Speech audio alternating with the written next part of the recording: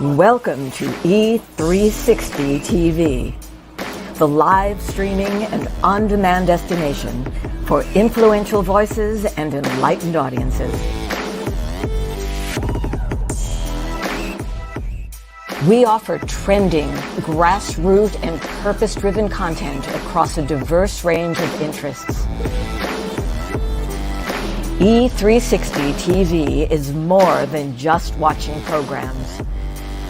We offer the ability to interact with live shows connecting audiences to real, authentic influencers and storytellers while streaming to millions of devices.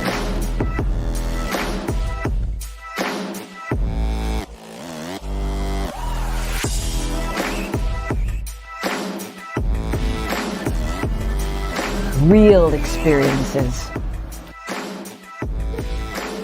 Raw conversations. One destination for it all. E360 TV.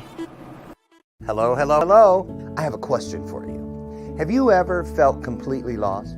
You know, seeking purposeful direction that could and should propel your mission within your divine journey to that next level, but still it hasn't happened. Well, my name is Lauren Michaels Harris, and I'm the founder of P3, the Journey Series. People come to me because they're wounded. Many are scared, and even there are those who are bruised simply because they feel that they are increasingly, for whatever reason, losing their ability to dream. Now, this P3 program is not for a person who's just looking to start a business, no, but rather for those of you out there who have been on your journey and you've been navigating within your divine purpose, but you still desire to elevate to that level that you have not reached yet. If this is appealing, if this describes you, then I want to have a chat with you. I want to hear your story. So use the link below to get registered for your free seat at P3, the Journey Series. And let's get started, one story at a time. I'll see you inside. Click the link. On July 4th, 1962, I found myself in the lost and found of mankind. Just because something finds its way to the lost and found doesn't mean that it wants to be there. Just because something finds its way to the lost and found doesn't mean that the person who lost it doesn't care for that lost item. You are writing moments that people will learn from, grow from, and heal through for thousands of years. Together, we are co-authoring a unique moment in time. That DNA, those fingerprints, they're going to be gone. Ashes to ashes, dust to dust. But it is your story that they will tell for thousands of years, but only if you leave it. Things that do not serve you must go. The longer you wait, the more time you give them to trick you into serving them. 22 homes in foster care, everything I wore as a scar, as a shame, things that started like Velcro on my spirit. After just a few months, then years, then decades, I had believed myself into believing that they were indelible tattoos. Sometimes we have to be broken down to appreciate the view once we start getting up. I want you to leave this place and know that you have been changed. Why? How do I know it's true? Because each of you has just changed me.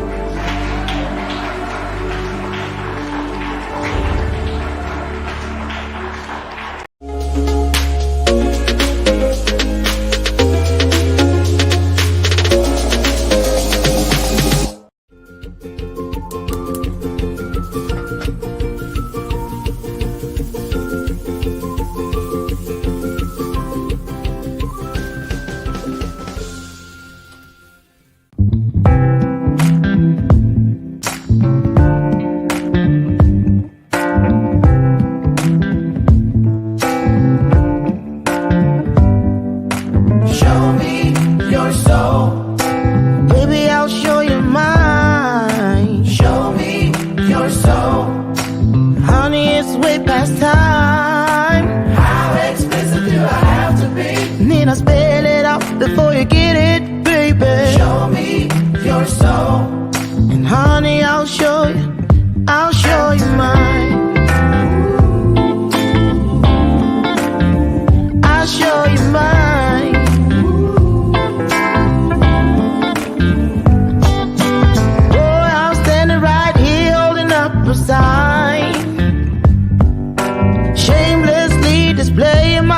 state of mind. But you walk right past me, pretending like you don't see what's yours for the taking tonight. Oh, you can tell I took stuff out of here yesterday. Okay. Oh, dang, I look high. I am on life. You thought it was some kind of admission. This ain't no, what they call them things, interventions. That's right. I'm here today. I'm so excited and I just can't hide it. Shout out to the Pointer Sisters. ADHD up in here today, right? I don't care. That's how I got here. Something in my eye, y'all. Hold on. Ooh. Okay. Remember this? I know y'all remember two things I used to hate when my mama did it. When you said you had something in your eye, she want to blow. I'm like, woman, are you crazy? And then this one, come here.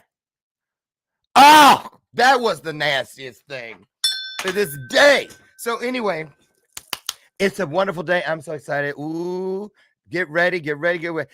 My version of Will and Jada are in the house today. I'm so excited to have the Bulletproof Marriage duo here today. That's right, Chad and Lanell Osinga. Right? Okay. I was like, oh, you got some Asians on. No. Get ready. You're going to be shocked all the way through today's episode. I love what these two are doing. They have a beautiful family, been together for years. But before we get them in here, yesterday, y'all, we did it. You see, that's what I say. Don't wait. Don't wait. God gives you an idea and inspiration. Do it. Jump and grow your wings on the way down. Thank you, Les Brown. I owe you a call. That was my way of letting y'all know I know him. Okay, you see, now that's how you name drop. See, you don't be like, I'm just saying. That's the bell of purpose. Why is it ringing? Because it has a ring to it, just like the truth. And I'm gonna ring it every time some truth is out on the table because I don't want you to miss it. And then last but not least, please welcome to the show my sidekick, Miss Lucy McGillicuddy Ricardo. Love me some Lucy. She's been here all 7 years. But I have yesterday's coffee in there because I was so tired. I was like, I left some in the pot on purpose yesterday. You ever do that? Some people think that's nasty. I'm like, whatever. So anyway, today, really quickly, because we got a lot to talk about. How many of you are out there are married?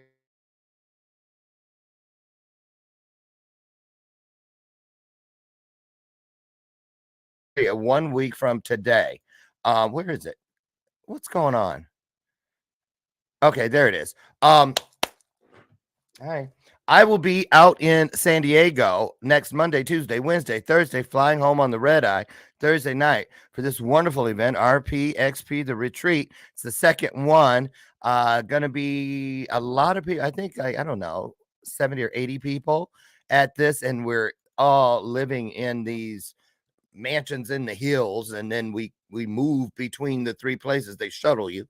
So it's gonna be very interesting. I'm the MC. I don't know what to expect, but I'm expecting a miracle. That's right. So we're going to be out there. If you want to know more about how you can join us, it's about getting out of the matrix and holistic and just taking control of your own shit. I'm just keep it real. And that's how it is. So, and I'm 61. I'm trying to learn from these young folks. So that's where I will be. If you want to join me, reach out. Last but not least, Get Out. It's on the newsstands today. Been out for about 3 days. That is us. We are in the Los Angeles Tribune magazine for our trip to Romania that we did in May, the Legacy of Hope tour. What a blessing. Thank you, God. I told y'all a long time ago, somebody tried to sell me those 2 pages before we went for 19 grand. And I was like, yeah, right. Wait on it. And then God just gave it to us. After we came back from being great stewards, from being obedient, he gave us what somebody else tried to make us pay for. So be patient, right? Be patient and wait on it. Okay, here they come. Let me just tell you about these two. Wow. Wait a minute. Because I have their group pulled up too. So Chad and Lanell, but really, I already met her. So I ain't trying to get beat up. So from now on, for today, I'm going to say Lanell and Chad. Exactly. Osinga. They're the founders of My Bulletproof Marriages Coaching. Now, they've been in each other's lives for 26 years and been married for 19 of those. They have 4 amazing children. What? For real? What? That range from 21 to 11? Lanell, you have a 21-year-old, and Chad too. They look so young. I just love them. I hope we can become friends because I just some tells me I want to hang out with them. They noticed, the two of them, that a high number of relationships were suffering and marriages were resulting in divorce. Well, yeah, ain't got to be a brain surgeon for that one.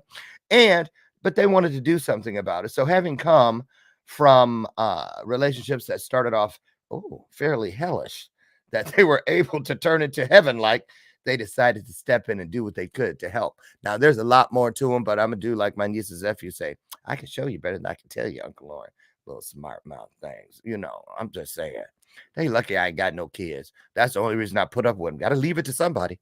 Anyway, here they come. Lanell and Chad. See how I did that? Oh, sing it. Put some hearts on the screen. It's our way of saying welcome.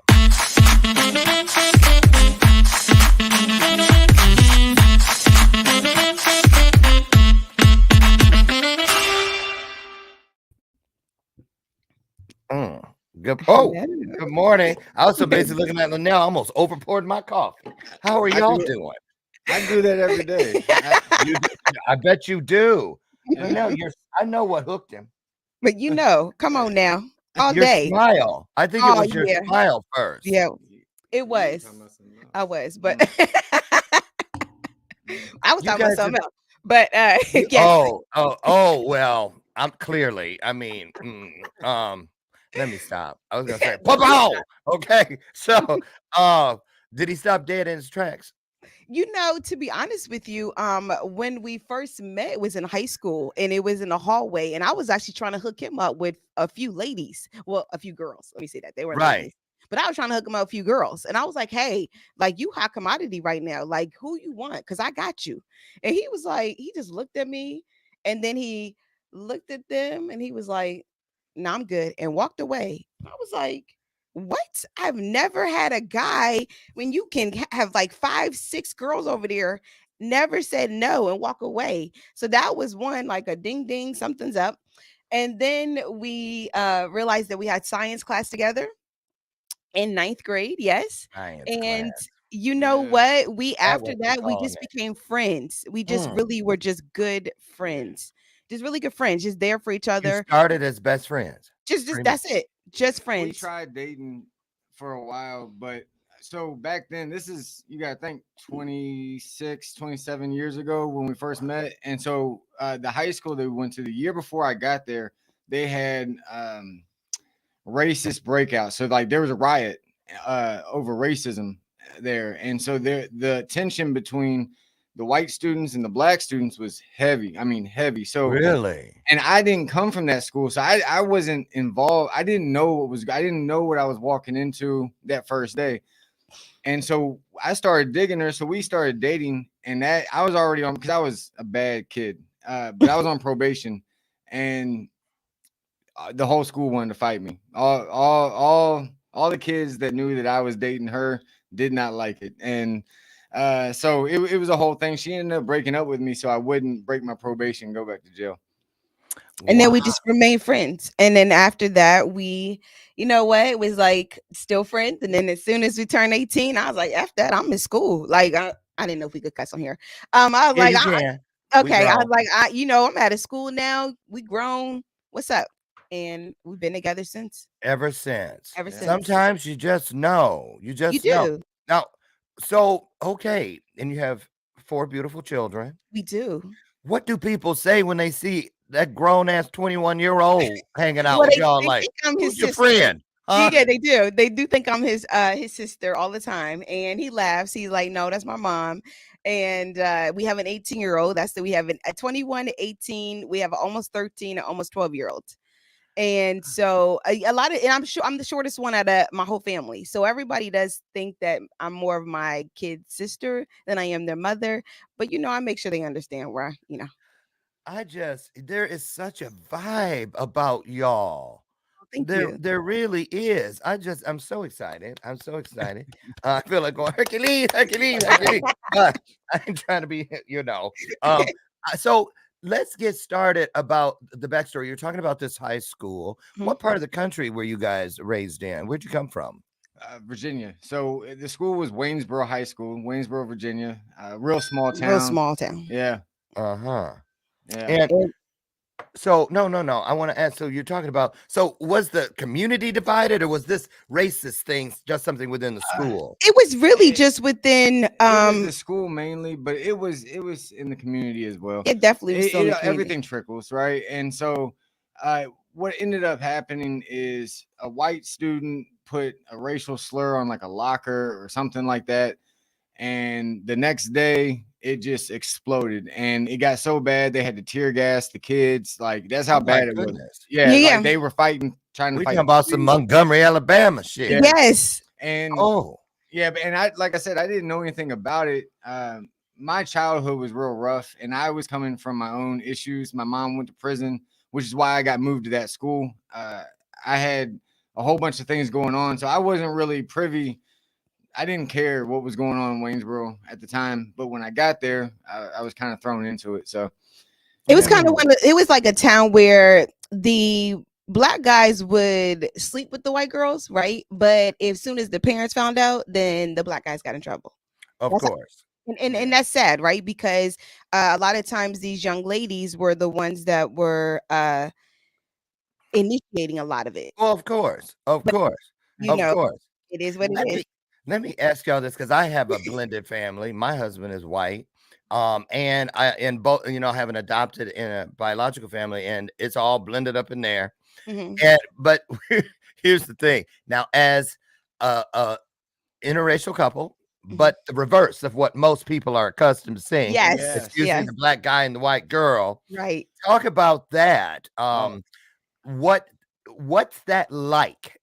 Well, it's funny because when we go places, a lot of times they're looking for a white lady to come on his arm, then they're looking for me.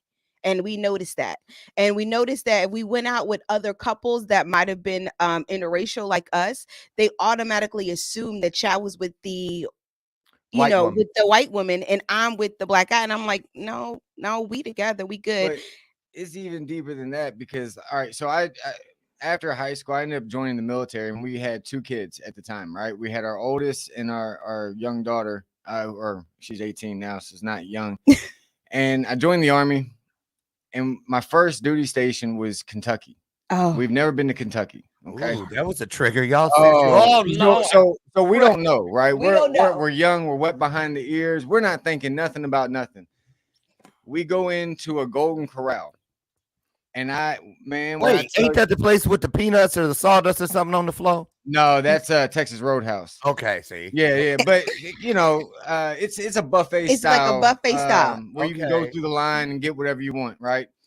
So we were all hungry. We had been traveling, and we finally got to the city where the base was, and we were like, okay, we go in this Golden Corral, and I kid you not, every single person in there stopped and looked at us like they had never seen.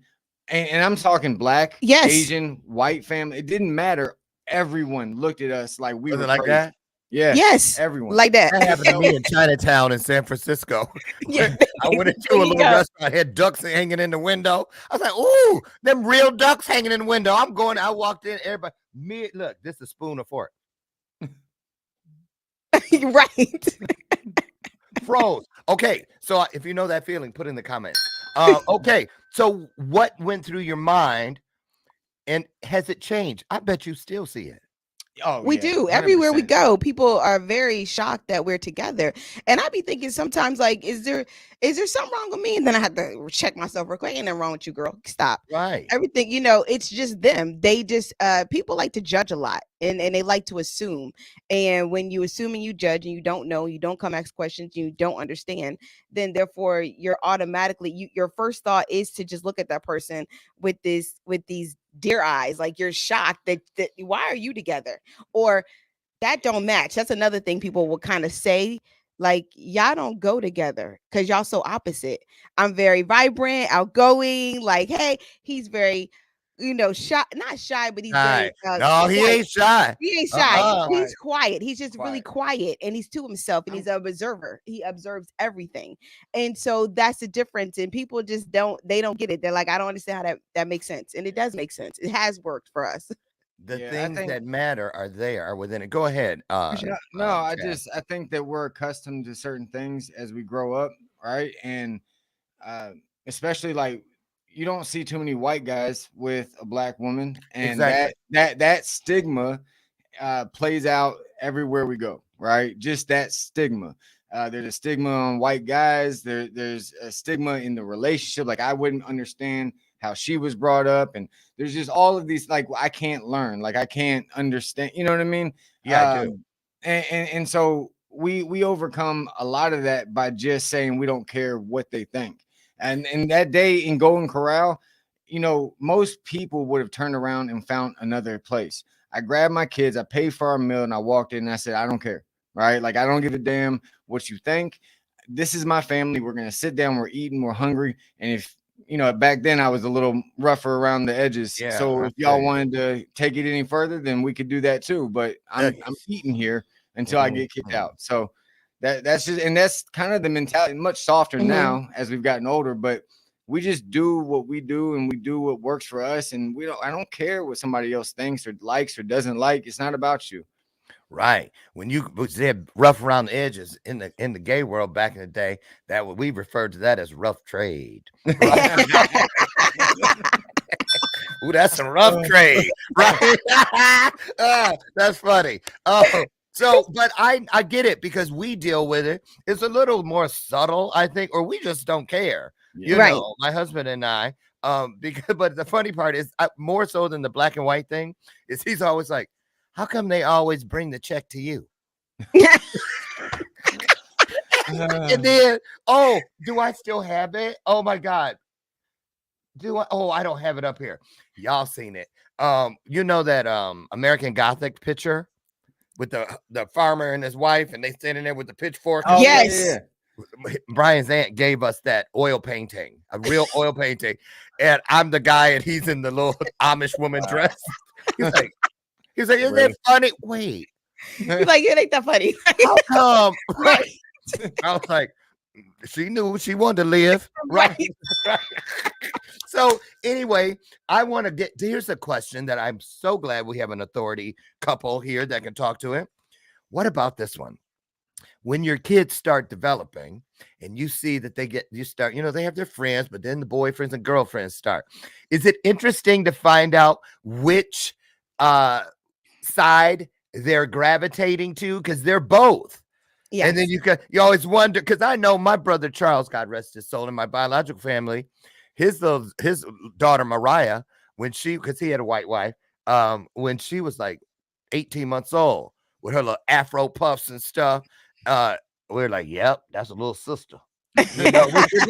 We could tell where Matt had blonde hair, blue eyes, and you just knew it. You were like, well, I don't think I like your attitude. You know that too. We're like, okay, we know which side you hit it for. So what's that like when you see your kids gravitating to one color, or do they date both? What's that like? Our oldest seems to only like black or Spanish. Like he only black or Puerto Rican. That's it. That's kind of his flavor. That's what he likes. Okay. And our daughter's daughter and like our white youngest country too. guys, Yeah, which is she really wants a white guy with similar to her father with To a her beautiful, father. yes, beautiful blue eyes, but she wants him to love animals and be a farmer and that all the things I'm not. except for the blue eyes. Yes. And our younger sons, they're more attracted to white girls. That's what they said. They said we're just more attracted to white girls. And at the end of the day, I really don't care what race they are. I don't See? care what national. I do not. I just want them to be walking in their purpose for life, and I want them to uh figure out who they are, like why you were sent here on earth, and just be a good person. That's it. This part here, you can't change this. And right, and this is perfect. That's It right. doesn't matter what color this is. And so therefore it just matters what's inside of here. That's what matters to Yes. me. And treat my child right. That's it. That's right. That's right. Yeah. You know, interestingly enough, you guys have heard me mention that yesterday we were filming our first masterclass, Legacy Builders. Hey, and it's for attorney Jen Mitchell. She flew in from Boulder, Colorado, and she's a litigator. And she is changing the face of divorce because she's sick and knows a lot of attorneys, divorce attorneys, who are sick of going for the throat.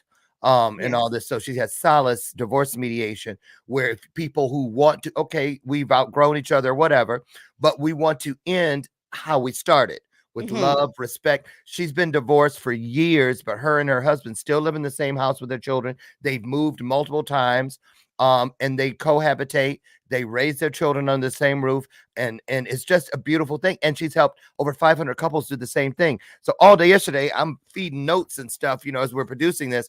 So it's interesting that you're on here about divorce today.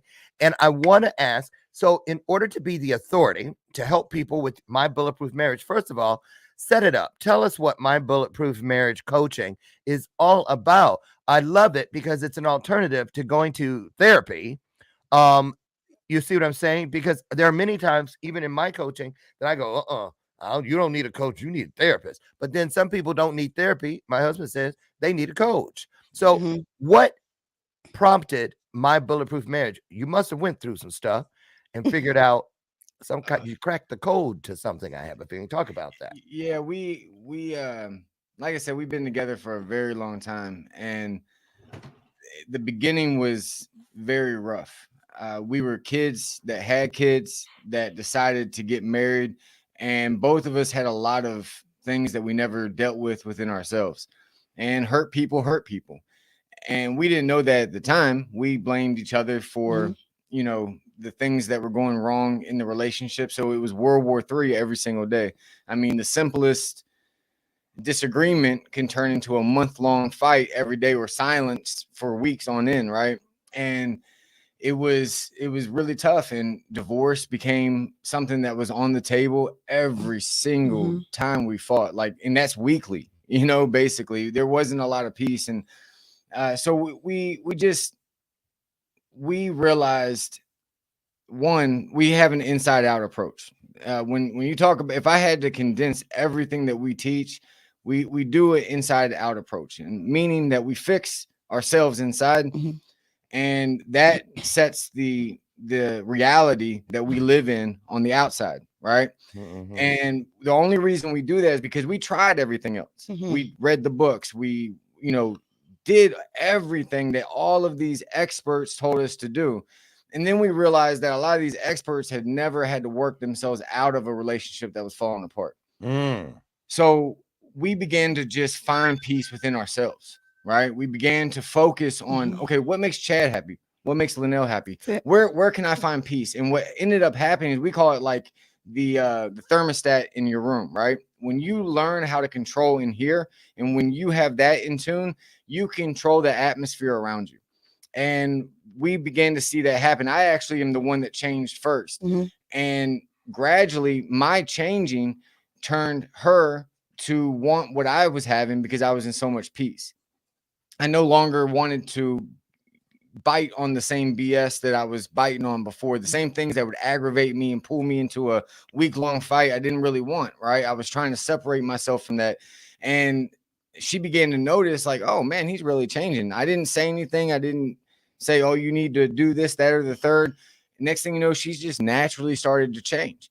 And then our kids began to change, because you Mhm. got to think, kids growing up in a chaotic household that's always fighting, what do you think they do? They Right. do exactly what they saw. So they were fighting over every little thing.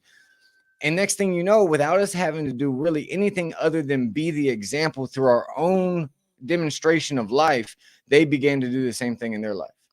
And Wow. and so we began to, of course, we have a more in-depth process. And if you work with us, then we meet weekly, and we also have an online course if you are shy and don't want to really deal with us, where you just meet with us twice. But at the end of the day, we broke all that down, because at first we didn't know what we did. We just know that we did it. And then we started to kind of delve into, okay, how do we How do break we the get code? here? Yeah. And so we figured it out, and we realized that it starts within. And because how can you love somebody if you don't love yourself? That's right. That's right. Yeah. Now, and I tell you, and I tell you guys all the time, for me, the litmus test of purpose is when you find something that just fits from all directions, top to bottom, bottom to top, side to side, corner to corner, and corner to corner. It's because you're within purpose. And the first thing you want to do is give it away. So, Lanell, let me ask you, before you cracked the code and started figuring it out, were you ever tempted to play some grit ball? It's 2 o'clock in the morning. Why are you heating up a skillet full of grease? Stay right there. You're gonna find out. Stay right there. There were many of times that I sure did. I am not gonna lie. Right. Chad, remember this? So you just think. Hold on, huh? Yeah. So you just wait a minute. So why you taking off your jewelry, Lanell? Huh? You stay there. Stay right there. Right. She's not putting Vaseline on. I promise you, there have been plenty of times, okay, that we have had those moments. There are plenty, and that's what we tell people. We're coming from experience. 19 years of like back and forth of just fighting because we weren't happy within ourselves. We truly were not happy with it. It had nothing to do with him. It really was in myself. And like he said, when we started looking internally at what we needed to fix within here and start healing what was in here from our past, and let that go and understand that if we live in our present time, we enjoy what we have right now. Okay. And we stop looking for, because you know what happens is most people look within the past, right? And they stay there, or you're looking within the future where you haven't even reached yet. And so therefore you're just desiring something that you may not even get because that wasn't even a part of your path. Which is why you miserable, because you didn't get what you thought you were going to get. So your expectation is so high in life that here you are now, you miserable. But if you would just enjoy, like, you know what? Man, he is fine and he's smart and he loves me, but I love myself and I'm smart. And you start everything that I desire and love about myself, I see within him too. There you go. Yeah. So I've been wondering because I know the book. I have it here as well. Eckhart Tolle. Oh yeah. The Power of Now. Yeah. And I said, well, how interesting. They have 2 copies up there.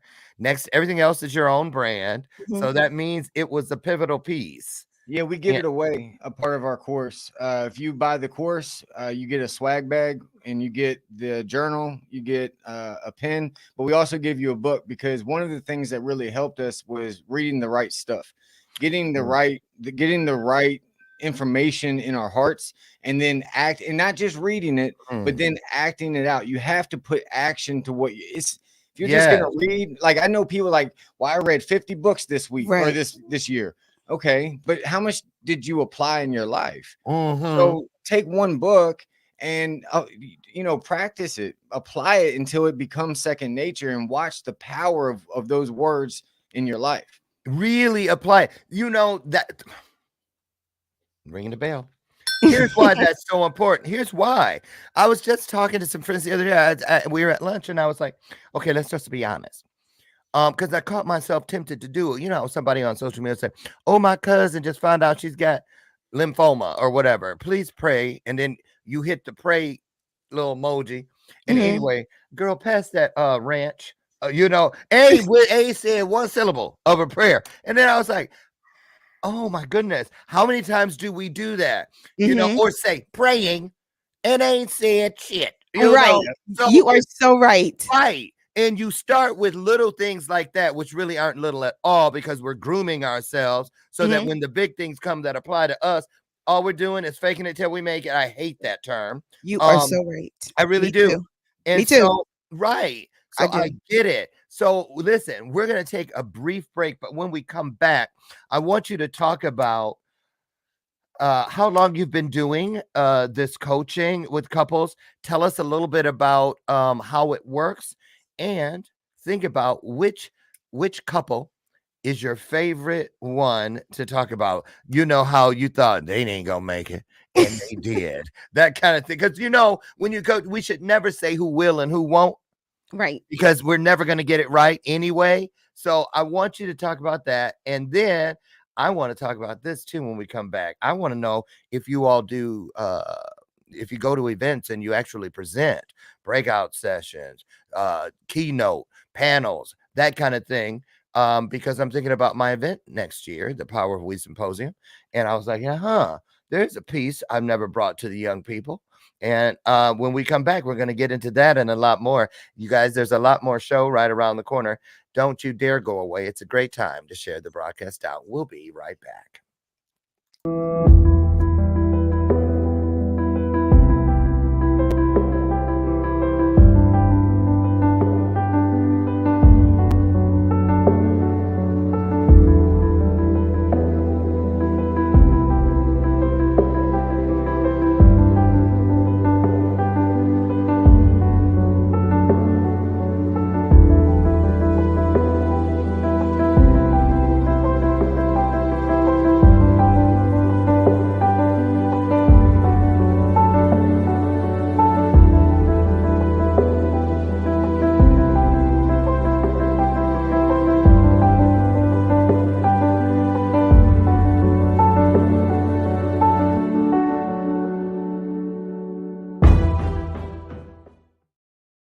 You can navigate the legal and emotional journey of divorce and exit a marriage the way you entered it, with mindfulness, love, and respect. Solace Divorce Mediation is a full-service law practice helping couples focus on the health and well-being of children and their forever co-parenting family. Our streamlined divorce journey offers flat fees with an estimated completion time frame of 2 to 4 months. If you or a friend need us, visit solacedivorce.com.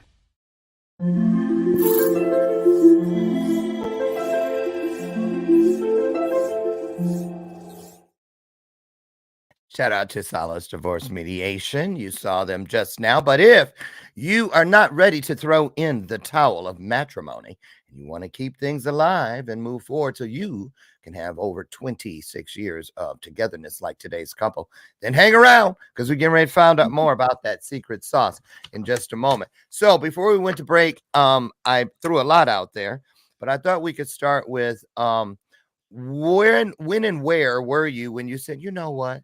We've got this. Let's see how many people we can help keep together, and how it went from there. Go ahead. Well, we just started. This is our first year of Bulletproof Marriage, but we've been helping people for I would have several never years. known. Yeah. And I've But been all up in that kitchen on social media. I watch, you guys don't know it, but I watch a lot On Thursdays. Okay. Thank you. Thank you. Thank you. It froze. I think it did freeze.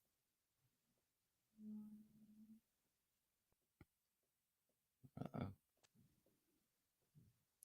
Okay, there you go. I think. What's going on?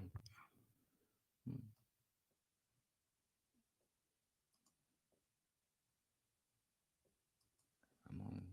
Are we back? Okay, Okay. there we go. I was like, I meant to tell you, sometimes in Chicago, you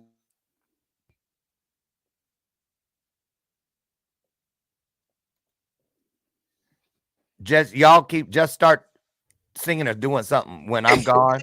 'Cause I'm serious. Sometimes I think Chicago got their internet from the dollar store, because it's like, I'm like, what the world? Right. Sorry about that. Comcast.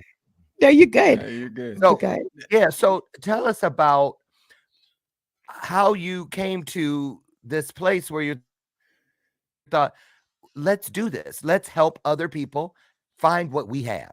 So it started because we were helping a lot of people in our life, and we got to a place where before we started Bulletproof Marriage, I was already doing like personal coaching, and I have a big desire to help people. I'm not big on the limelight, and I'm not big on, I guess what a lot of people get into coaching for, which is the monetary and the being the face of everything. I'm not really into that, but I am into changing lives. And the reason is because you're seeing the product of someone who came from nothing. That's why I love your intro, because I can relate. To my mom was a drug addict and went to prison. You know, I was the nobody, right? And my life played out like that. And this woman beside me actually helped change all of that.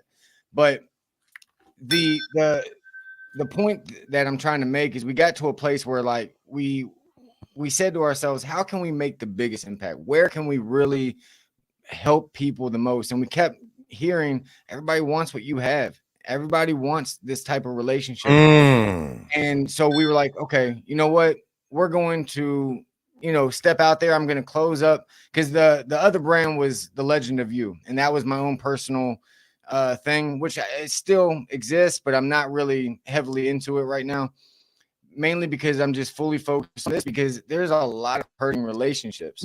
And I realized I can take the exact same thing I was doing at The Legend of You and I incorporate it into this. And we get like a total package. You leave us as a complete human being, and with the skills to navigate the waters of marriage. Because at the end of the day, what people don't realize, that we have this movie mentality. We see a movie, we don't see what happened before. The guy gets the girl gets the guy, the problem gets solved, the war is won, whatever, right? And then the last thing that we see is everything's perfect. And then it goes off. And we build these ideas that life, marriage is going to be like that and play out. And when it doesn't, we find ourselves, in a lot of our own pain.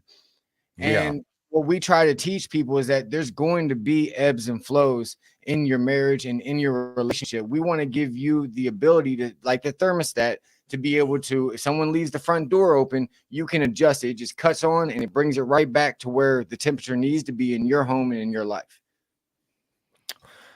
Wow. So I'm still stuck back on that square of the sidewalk where you said you're in your first year. I would have never thought that. It's amazing. It's really amazing. And I'll tell you something. And I cross through a lot of yards. I cut through a lot of yards in this work I do. 7 years on this show, and that's 50 weeks a year, 5 days a week. And I have never seen this. Not like this. And I'm going to tell you another thing. One of my divine gifts is that God gives me brief glimpses into the greatness of other people from time to time. And I'm telling you, you have something. You really have something. I think this is an anointed thing, and I cannot wait to see where it goes. And I'm going to just put it out there right now. Any way that I can help, or those that are with me can help, know this. You got that coming. And I mean that. And I really mean that. No, we appreciate that. Yeah, I love what you're doing. I love how you're doing it. So let's pivot and let's talk about because I kind of like threw my line in the water about the Power of We Symposium. So let's talk about young people. When you see, do young people, I just have a feeling, because you guys are so with it, that they come to you, can I ask you something?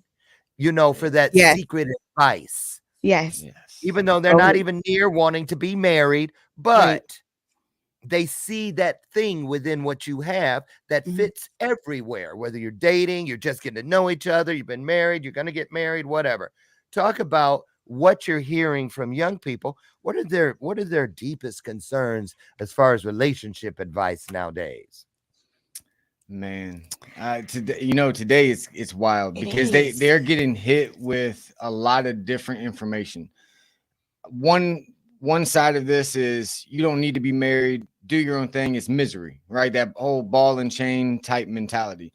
And if they look back into their own upbringing, that might ring true for them, right? My dad wasn't happy, or my mom wasn't happy, they fought every day, whatever. And so they kind of run with that and go with it. But I think that settling the confusion and finding what the best path for them as an individual is the greatest advice we can give them. We're not saying that being married is the only way, or being single is the only way, right? But you have to find your way. And you can't base that decision because of what you saw your parents go through, or because society's telling you to do one thing or the other. What is your heart saying? And if your heart's saying you want to be married and you want to have a family, like our daughter wants, she knows at 18 years old, she wants to have a family. Okay. So now let's prepare because that's something that we don't do. We don't teach our young kids how to prepare for that step. And so they walk into these marriages like we did, wet behind the ears, not settling anything. And then they're fighting each other because they think the other person's the issue, when if they had dealt with those issues within themselves before they stepped into this serious relationship, this wouldn't be happening like that. That's absolutely right. You know, my husband is a therapist, and he says all the time that he tells people quit looking for Mr. Right or Miss Right, and work on being Mr. Right or That's Miss Right. it. Yes. Yeah, you are so right. We always say that to people and just try to get them, like, even when couples come to us, we always dig into the individual. If you would just stay clear of you right here, even if you are married like we were, but understand that you have your own path. I have my own path in life. Chad has his own path in life. And we are just blessed to be a part of each other's path. That's all we're here Yes. for. But Yes. we're on our own, right? Because I came in this world by myself. And when I leave this world, I will be by myself.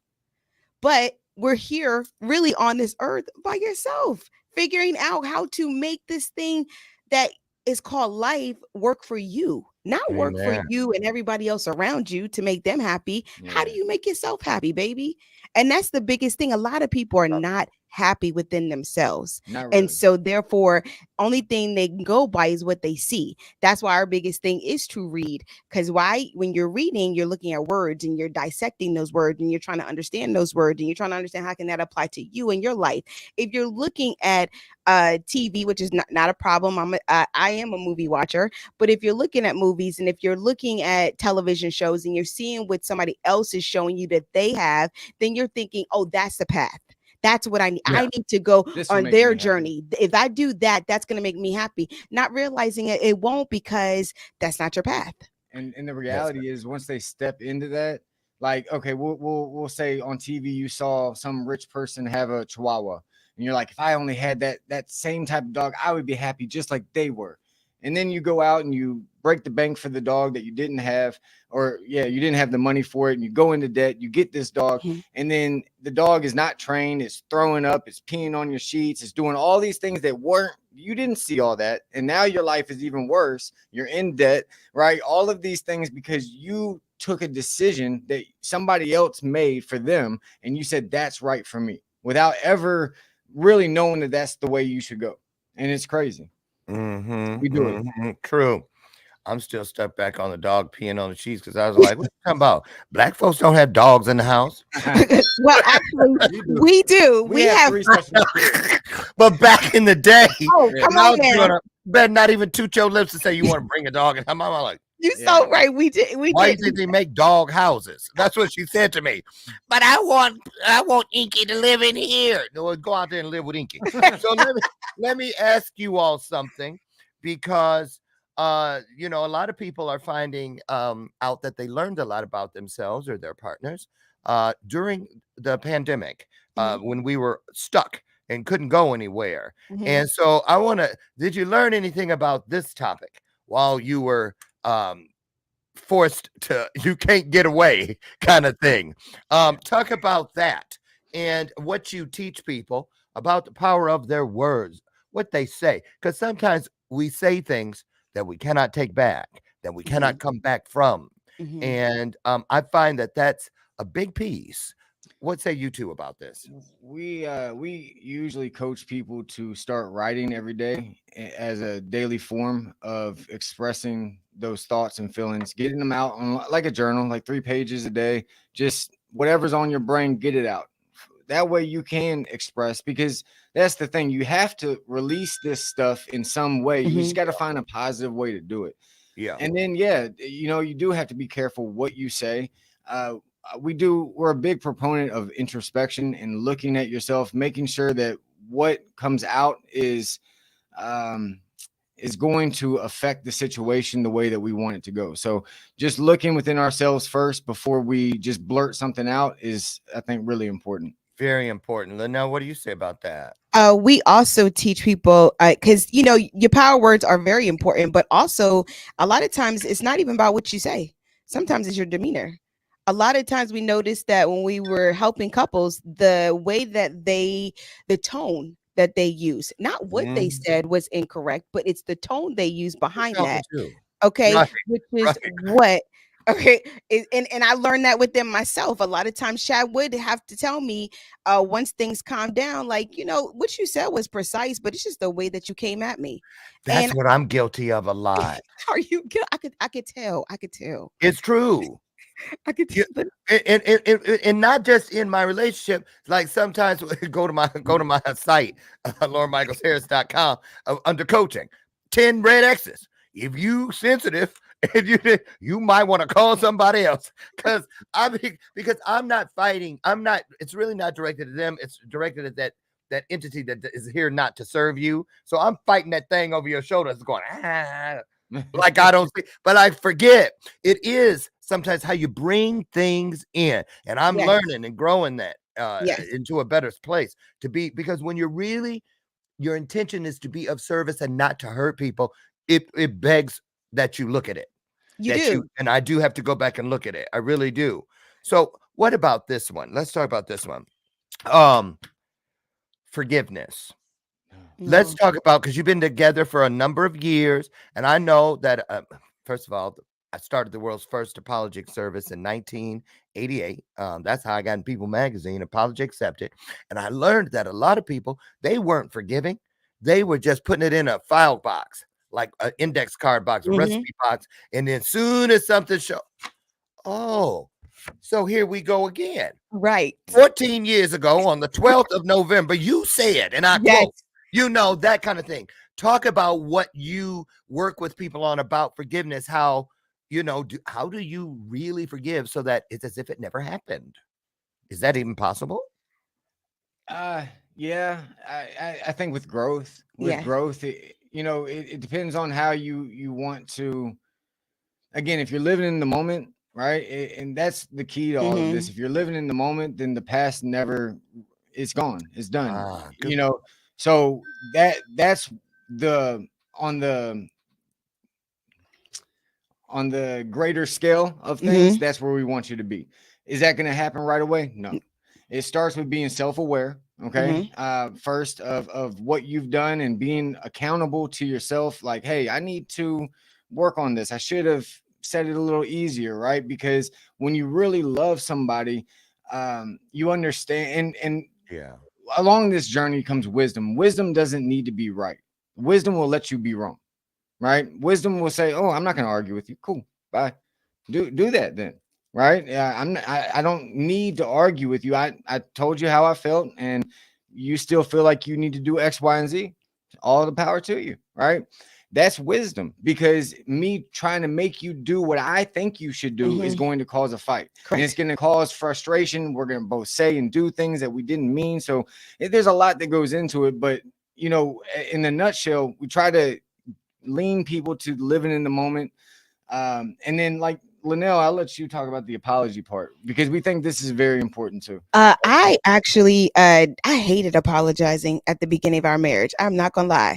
And I had to realize that when I did say sorry, I didn't really mean it. I was just saying sorry just so we can move on. Right. We could just brush it off. Right. And when I started being intentional, really intentional with everything that I did and I said, then I was able to then realize within myself, like you said, I was self-aware of when I say I'm sorry, then I'm giving him a why behind that. I'm sorry because you know what? This is what I said to you. I'm sorry because this is what I did to you. I don't want to just give you a blank statement if I'm sorry. I want you to know that I heard, okay, that I hurt you. I know that I heard what you said to me. If you can give that self-awareness, it's not only for them, but it's for yourself. Because then you can grow. It's always for yourself. And when I started realizing that when I said I'm sorry, then I was growing within myself, because then I realized something about me that I needed to work on and start evolving in. Then it really helped our marriage. So it helped us in like it gave us this distance, right? And we were just growing so much in leaps because we just realized that we weren't stagnant any longer. We were really living in the present moment of life instead of living within the past. And no longer did I think about, like you said, I wasn't thinking about the fight that we had in 2002. I didn't even think about even the argument we might have had last week, because Right. that was last week. I'm living right now in this moment. And we really do deal with things.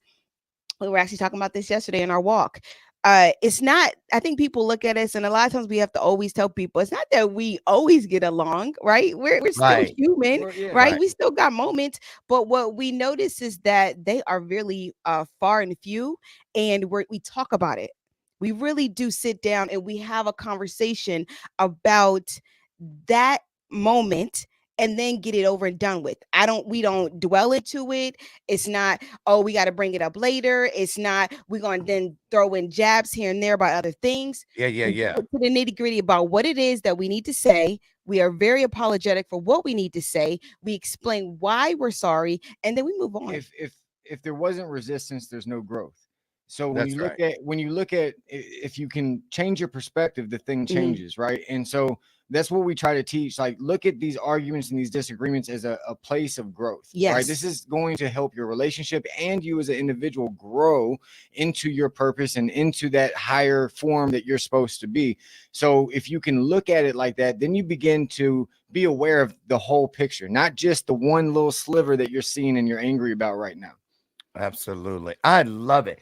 Man, this hour flew by.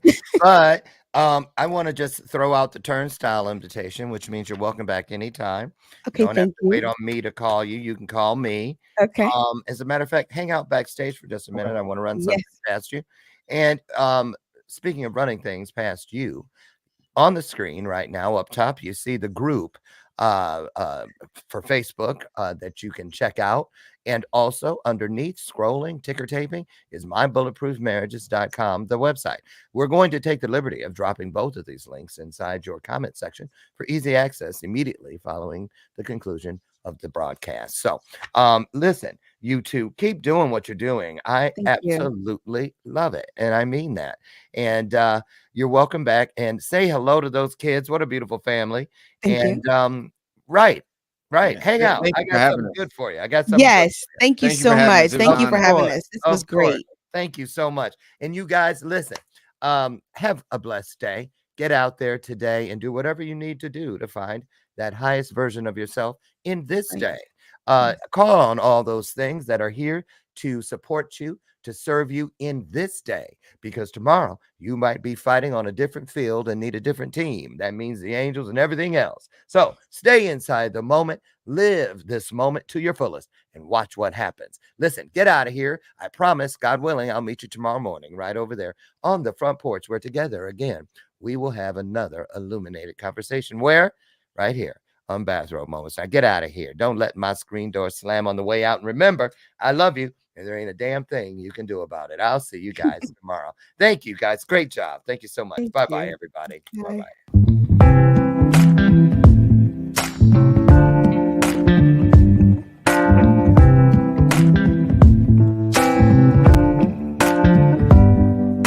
Show me your soul. Baby, I'll show you mine. Show me your soul. Honey, it's way past time. How expensive do I have to be? Need I spend